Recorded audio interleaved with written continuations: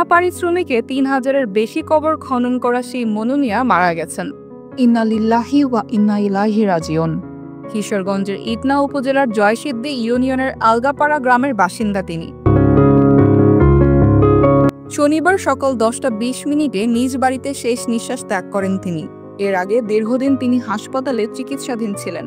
মনু মিয়ার মৃত্যুর বিষয়টি নিশ্চিত করেছেন জয়সিদ্ধি ইউনিয়নের ইউপি সদস্য সাইফুল ইসলাম।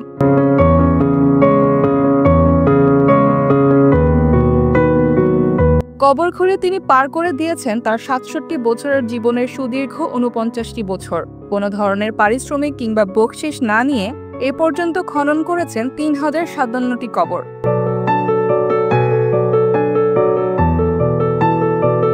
দূরের যাত্রায় দ্রুত পৌঁছাতে নিজের ধানি জমি বিক্রি করে বেশ কয়েক বছর আগে কিনেছেন একটি ঘোড়া। এই ঘোড়ার পিঠে তিনি তুলে নেন তার যাবতীয় হাতিয়ার যন্ত্র।